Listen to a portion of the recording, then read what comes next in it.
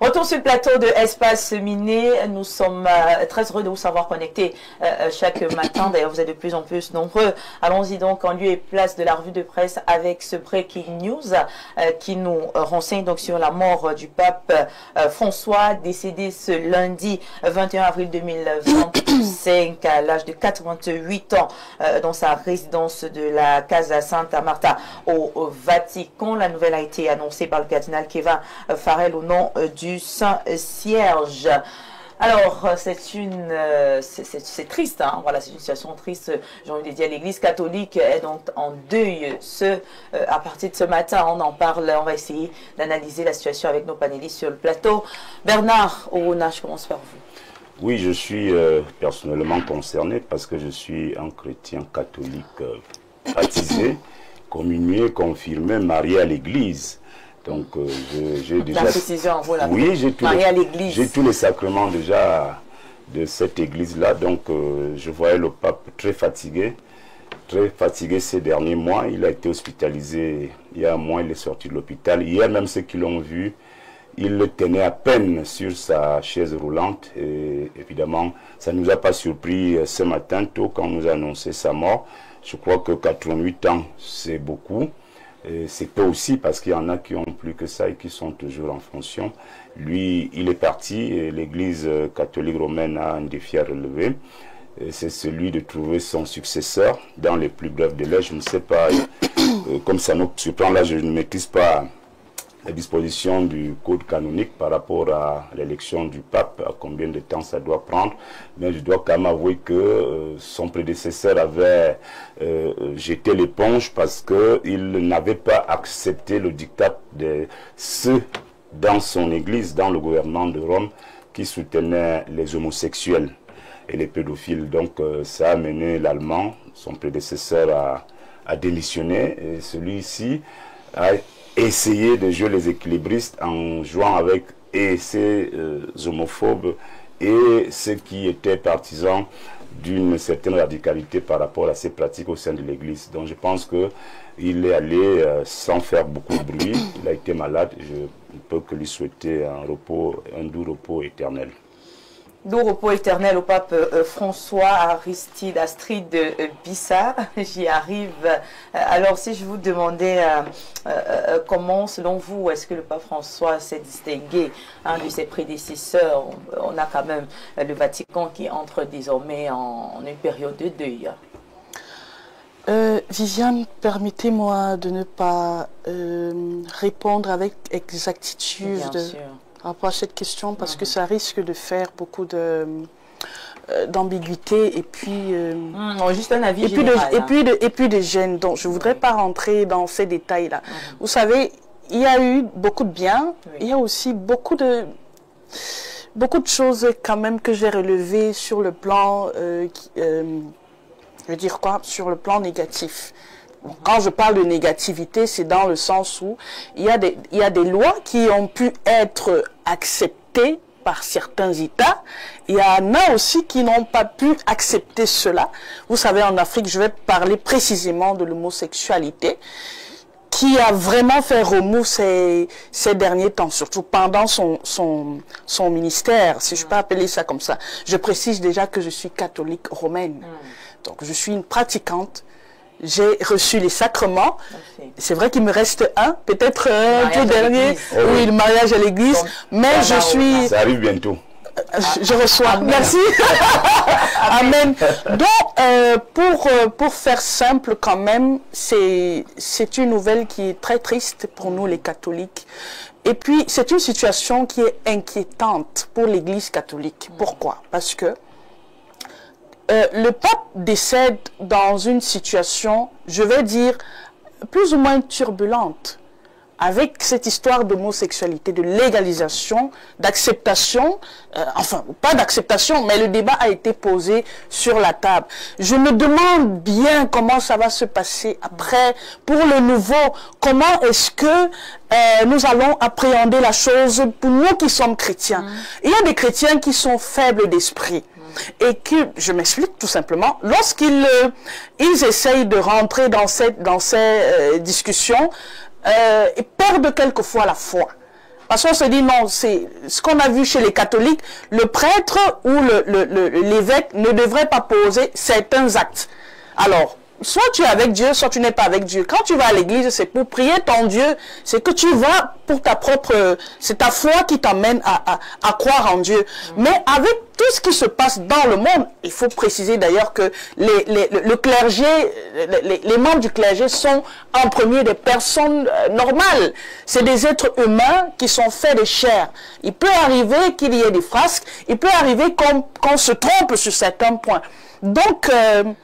c'est une triste nouvelle, c'est comme un papa qui laisse qui laisse une famille dans le désordre fou.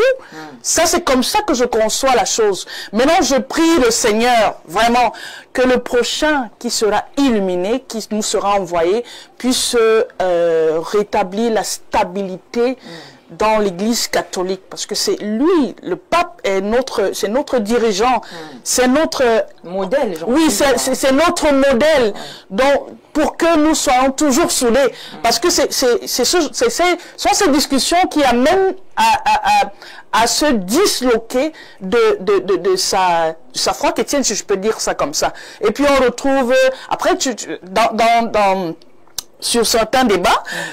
Des personnes qui sont pratiquement, moi je veux dire nées, parce que moi je suis née dans la maison des catholiques, j'ai été éduquée par la religion catholique, et j'ai grandi dans cette culture-là.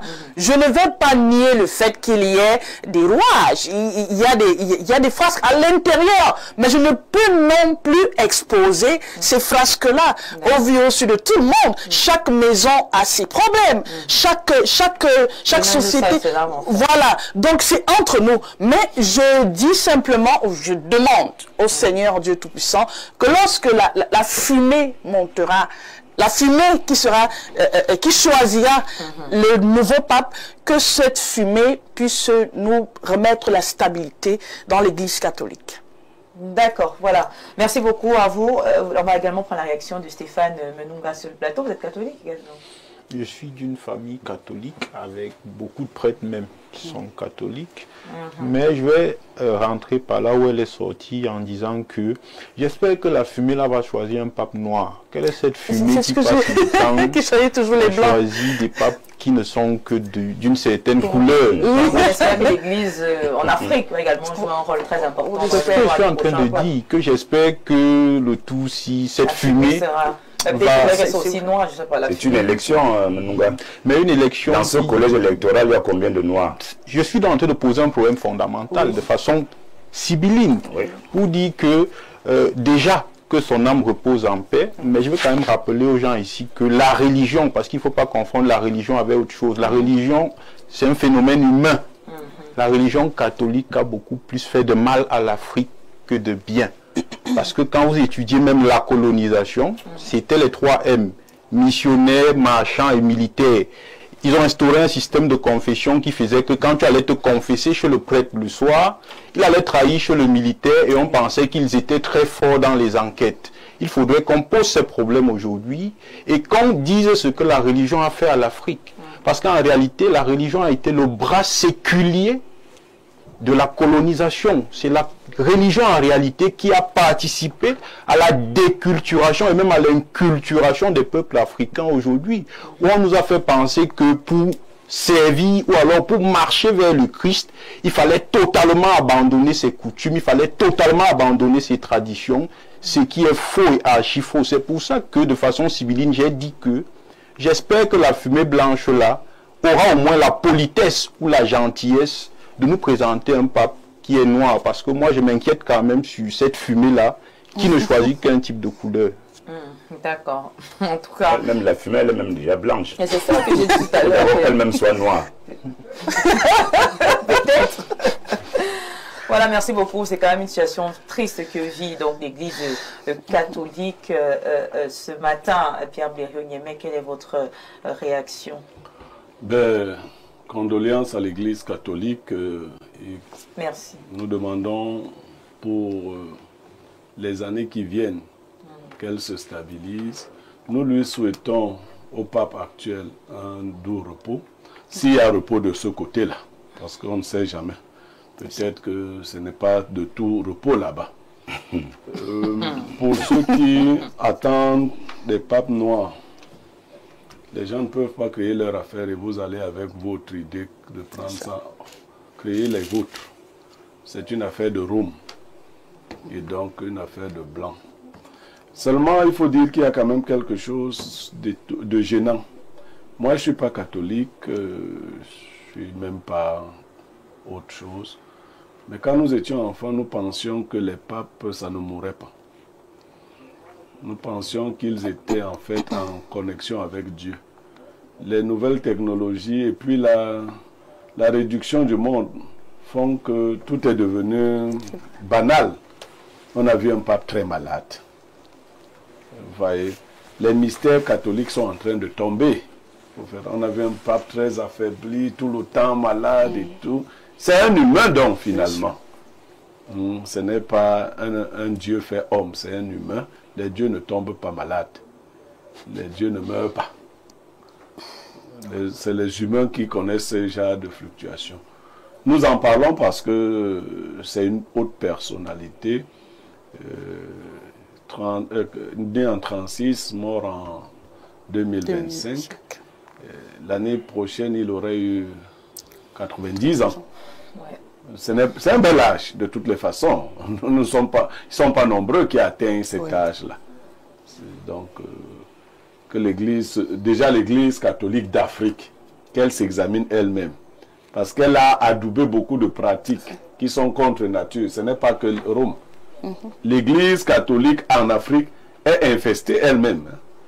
C'est-à-dire qu'il y a trop d'homosexuels dans l'Église catholique en Afrique. Il faut qu'elle s'examine.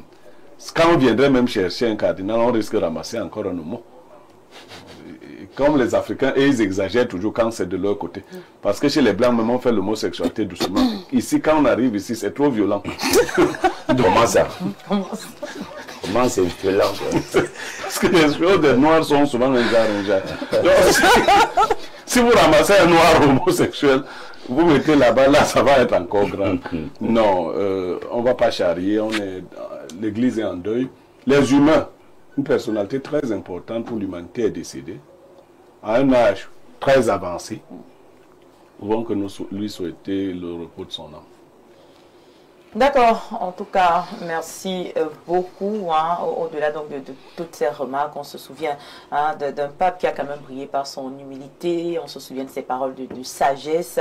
Et voilà, aujourd'hui, nous souhaitons que son âme repose en paix, bien que cela mette donc en lumière également son héritage. Et surtout, voilà, plonger le pays et le monde entier dans une période de réflexion sur qui sera donc, n'est-ce pas, son successeur. Est-ce qu'on trouvera quelqu'un qui saura, n'est-ce pas, être à la hauteur?